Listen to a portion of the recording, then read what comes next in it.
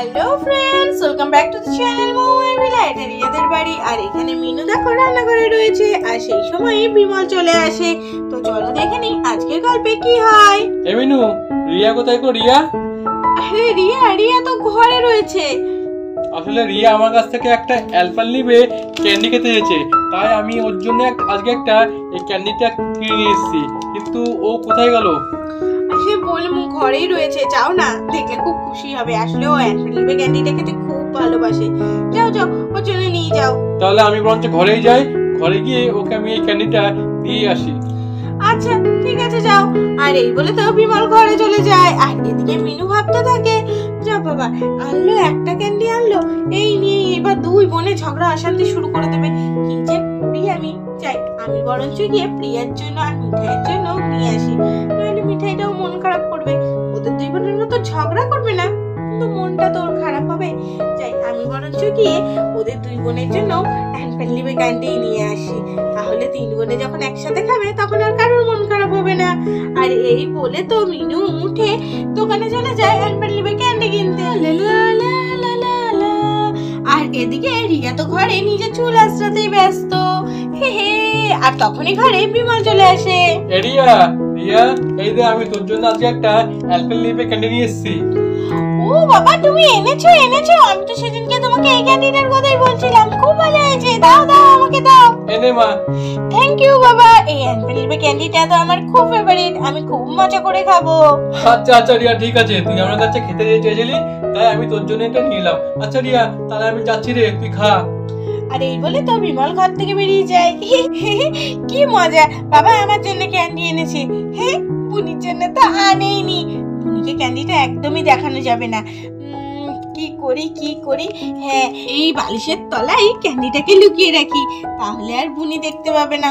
আমার খুব জোর টয়লেট পেয়েছে, তাড়াতাড়ি যাই, টয়লেটটা করে এসে ক্যান্ডিটা খেয়ে ফেলবো, তাহলে আর বুনি দেখতে পাবে না। আর এই বলে তো রিয়া তাড়াতাড়ি করে চলে যায় টয়লেটে। রিয়া তো চলে যাচ্ছে টয়লেটে, আর প্রিয়া কিন্তু ঘর থেকে লুকিয়ে লুকিয়ে সবকিছু দেখছে। আরে বাবা ছোট দিদির জন্য ক্যান্ডি আনলো, আমার জন্য আনলো না কেন? বাবা এরকম কেন করলো? আমি বাবার সাথে কথাই বলবো না। কিন্তু দিদি ক্যান্ডি খাবে আর আমি ক্যান্ডি খাবো না, এটা কেমন করে হয়? আমি তো ঠিকই ফেলেছি, দিদি ওই বালিশটার নিচে ক্যান্ডিটা রেখেছে। যাই আমি গিয়ে তাড়াতাড়ি করে ক্যান্ডিটা খেয়ে নিই দিদি আসার আগে। এই তো আমার ক্যান্ডি বেরিয়ে গেছে। কি সুন্দর খেতে! এই অ্যালপেনলিবে ক্যান্ডিটা আমার একদম ফেভারিট। বাবা আমার জন্য আনলো না। আমি তো পরে বাবার সাথে কথাই বলবো না। আমি বাবাকে তো পরে বলবো, তুমি আমার জন্য ক্যান্ডি আনোনি, আমি তোমার সাথে কথা বলবো না। যাও তুমি দিদির সাথেই কথা বলো। এখন তো এটা খেয়ে নি। আর এইভাবে প্রিয়া তো পুরো ক্যান্ডিটাই খেয়ে নেয়। এই তো পুরো ক্যান্ডিটাই আমি খেয়ে নিয়েছি। এখন কি করি? এই দিদি চলে আসবে তো এক্ষুনি ঘরে, তখন আমি কি করবো? কিছু একটা তো ভাবতেই হবে আমাকে।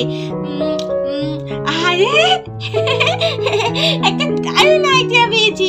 তাড়াতাড়ি চাই, দিদি আসার আগে তো কাজটা কমপ্লিট করতে হবে, নাহলে তো দিদি আবার টেকে ফেলবে আমাকে। তাড়াতাড়ি যাই। আর এই বলে তো খালি ক্যান্ডির কাঠিটা নিয়ে প্রিয়া যেন কোথায় যাচ্ছে। তো চলো দেখি প্রিয়া যাচ্ছেটা কোথায়। আর প্রিয়া তো বাইরে বেরিয়ে এসে সেই কাঠিটাকে নিয়ে রান্নাঘরে চলে যায়। ও এদিকে মিনু তো রান্নাঘরে আটা মাখতে চলে গেছে ক্যান্ডি আনতে। আর সেই আটাটাকে নিয়েই দেখো প্রিয়া কি করছে। ঠিক ভেবেছি, মা তো আটা মাখছিল, এই আটার দোতায় ক্যান্ডির এই ফাঁকা কাঠিটাই লাগিয়ে দিয়ে যেখানে ছিল সেখানে এরকমই রেখে দেবো, দিদি ধরতেও পারবে না। আর এই বলে আটাটা নিয়ে তো প্রিয়া লাগিয়ে দেয় সেই ফাঁকা ক্যান্ডির কাঠিটায়। এই তো লাগছে তো পুরো ক্যান্ডির মতো। দিদি কিছুতেই ধরতে পারবে না যে এই কাজটা আমি করেছি। নরেশ জেনেছিল বাবা, আমি কি জানি। যাই এটা নিয়ে গিয়ে এবার যেখানে ছিল সেখানে রেখে দিই বাবা। আর এই বলে প্রিয়া তো আবার সেই কাঠিটাকে নিয়ে ঘরে চলে যায়। আর ঘরে এসে প্যাকেটের মধ্যে আগে ক্যান্ডিটা যেরকম ছিল সেরকম ভাবে ঢুকিয়ে নিল। আরে যাই এবার গিয়ে তা বালিশের তলায় রেখে দিই। হ্যাঁ এই বালিশটা এর উপরে চাপা দিয়ে রেখেছিল না দিদি, যাতে আমি দেখতে না পাই। এবার আমিও চাপা দিয়ে রাখলাম, তুই দেখতে পাবি না আমি কি করেছি। আর এই বলে তো প্রিয়া বালিশটা দিয়ে লজেন্সের প্যাকেটটাকে চাপা দিতে থাকে। আর তখনই ঘরে রিয়া চলে আসে। যাই, এবার আমি গিয়ে আমার ক্যান্ডিটা আরাম করে। আরে এখানে প্রিয়া, এই বনি তুই কি করছিস রে? বালিশের ওখানে তুই কি করছিস? ওখানে তো কিছু নেই। হ্যাঁ দিদি, দিদি আমি কিছু করছি না, ভাবছিলাম আমি একটু শোবো, তাই এসেছিলাম বালিশটা নিতে। না না, এখন তোকে শুতে হবে না, এখন তো আমি শোবো। কি তুই শুবি দিদি? আচ্ছা ঠিক আছে, তাহলে তুই শো, আমি চলে যাই। হ্যাঁ হ্যাঁ যা, এখন ঘর থেকে যা। তুই আমাকে এরকম তাড়িয়ে দিচ্ছিস কেন দিদি? আরে না না, তাড়িয়ে দেবো কেন, আমি এখন একটু ঘুমাবো তো তাই। আচ্ছা ঠিক আছে, আমি চলে যাচ্ছি।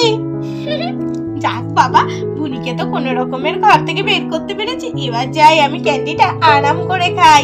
আর এই বলেই তো রিয়া বালিশ সরিয়ে ক্যান্ডিটা বের করতে যায়। যা দিদি যা, তুই তো আমাকে ঘর থেকে বের করে দিলি, কিন্তু তুই তো পুষতেও পারলি না। তোর ক্যান্ডিটা তো আগে আমি খেয়ে নিয়েছি। না বাবা, এখানে দাঁড়াবো না, পালাই। আর বালিশ সরিয়ে ক্যান্ডির প্যাকেটটা তুলেই তো দেখে ক্যান্ডির প্যাকেটটা ছেঁড়া। আরে আমার প্যাকেটটা ছেঁড়া কেন? আরে এটা তো ক্যান্ডির মতো লাগছে না দেখতে। আর তখনই রিয়া বুঝতে পারে ওটা তো ক্যান্ডি না, একটা আটার তলা।